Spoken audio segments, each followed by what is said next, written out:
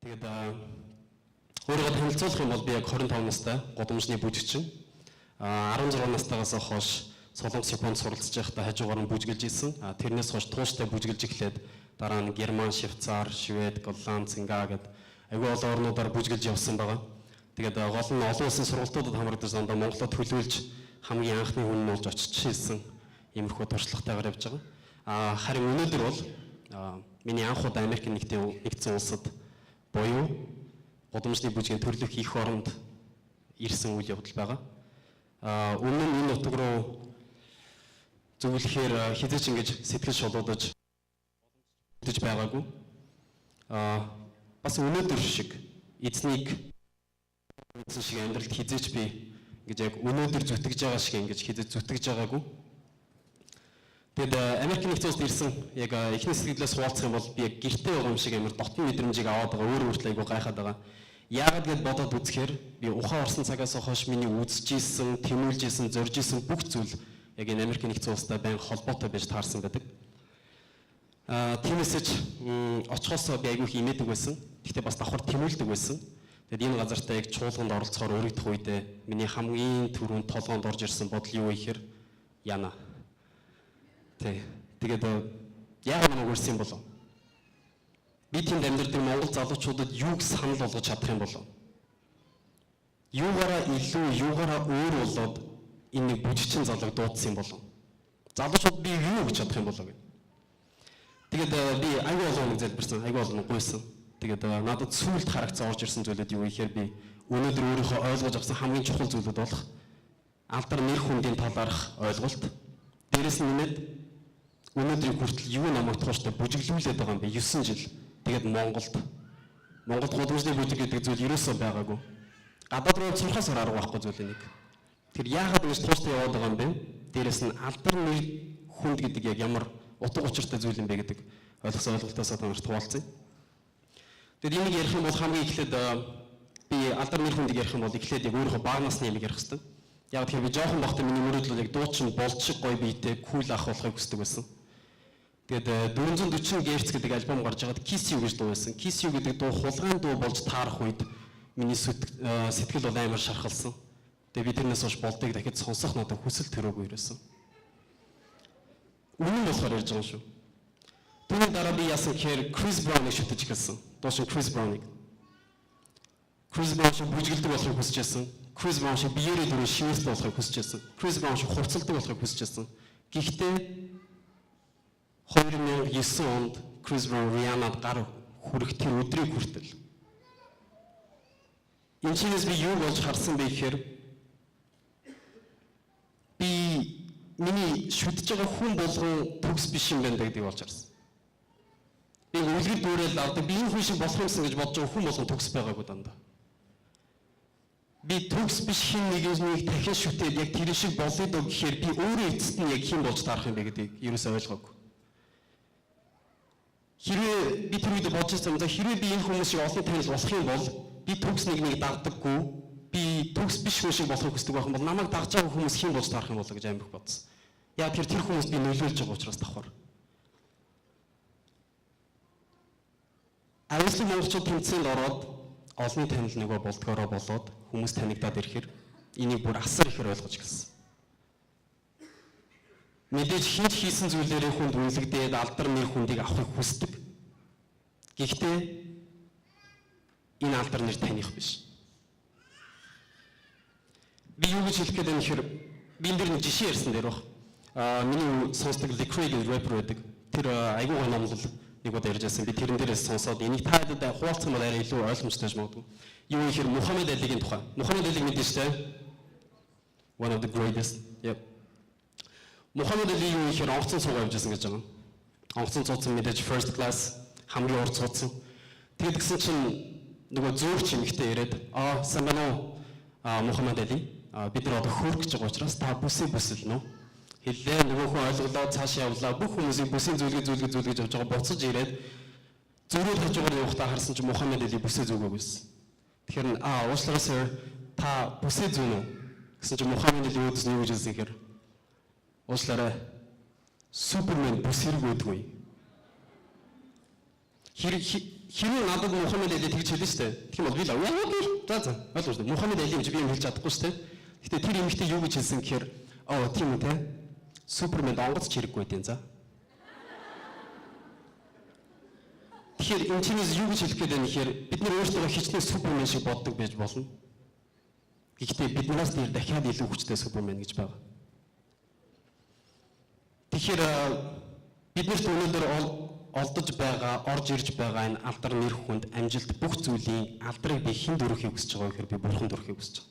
Энэ ерөөсөө миний хийсэн зүйл биш гэсэн.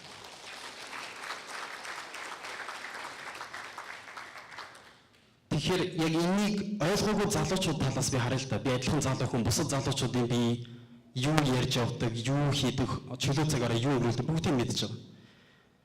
Ялангуяа өсвөр насны залуучууд мэдээж тэр хүмүүс танигдахыг хүсэж байгаа. Ямар нэг аргаар ч хамаагүй хүлэн зөвшөөрөхийг хүсэж байгаа. Ямар нэг аргаар ч хамаагүй. Энэ байдлууд нь хүнийг ямар үр дүнд хүргэж ирж байгаа нөхөр хэрвээ би Facebook-ийн олон лайктай бол би өнөөдөр хүнд санал болгож чадах зүйлтэй. Би Facebook-ийн лайкгүй бол би хинч биш. Эсвэл энэ эргээгээ дахиад бусдын таасан шивэсийг биен дээрээ хийлгэж байгаа хүн хүрээл дундаа үнэлэгдэх ямар нэг үндэстэй. Эсвэл бусдын хувцалсан хувцсыг хамгийн түрүүлж олж авч өмссөн хүн тэр хүрээлэл дундаа дахиад нэг үнэлэгдэх үндэслэлтэй.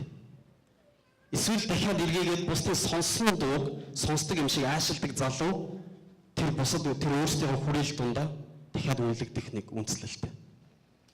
Бүр цаашаа явах юм бол найз өхнийгөө сонгож байгаа байдал, эхнэрээ сонгож байгаа байдал, заавал өргөн ташаатай байх хэрэгтэй байдал, ийм нүрээ боддог байх хэрэгтэй байдал, Kylie Jenner шиг мейкап хийдэг байх хэрэгтэй байдал. Энэ бүх юм хуурамч хин нэгэн төгс биш хүмүүст л үнэлэгдэх гэсэн үнэлэмж яваад байгаа юм шиг. Ингээд бодохоор Бурхныг олсон хүн өөрийн үнцнийг өөрөө л бусдаас хайдаг биш. Өөрөөсөө олж улам ирчтэйгээр урагшилтыг би Бурхан дээр ирснийхаа дараа ганц ойлгосон юм тэр. Харин нөгөө талд байгаа залуусыгаа бид нэр хаяад явж болохгүй. Юу ихээр нэг юм үг би олж унсан интернетээс. Одоогийн хүүхдүүд өөрсдөөсөө бусдыг бодохоо болчихжээ. Эцэг их ах цаахаа хүндлэгээ байсан нэг л их бүгдийг мэддэг хүмүүс. Ер нь бол энэ дараагийн үеийнхэн бол болохоо очижээ гэдэг юм үг хэлсэн байгаа. Энийг хийсэн бэхээр Питер Хэмэт гэдэг хүн 11-р зуунд хэлсэн байна. Өнөөдөр 21-р зуун мууд сарлын доошоо. Тэгэхээр өнөөдөр бидний залуучуудын дунд хит болж байгаа дуунуудыг аваад үзэхэд эмэгтэй хүний материалын талаас нь хардаг. Зугаа цэнгэл махан биеийн хүсэл бол хамгийн гоё зүйл. Олон танигдах, од болох, мөнгө болох, алдар нэг хүндтэй болох хүнийгээ үнэлж болох энэ бүх зүйлүүд дээр үнэлэмжийг хамгийн өндөрөөр өгдөг. Бидний иргэн тойрны бүх зүйлс залуу хүмүүсийн бүх сэтэл авч байгаа хөгжий, хичээ гэсэн бүх зүйлүүд. Энэ зүйлд хүрэхийн тулд хичээж байгаа залуу хүн хичээсээр байдаг цоошин зүйл гарч ирсээр байдаг. Хизээч хичээгээд дуустдаггүй. Нэг хувцсыг өмслөө дахиад шинэ хувцас, дахиад хувцас ингэ яваал байдаг.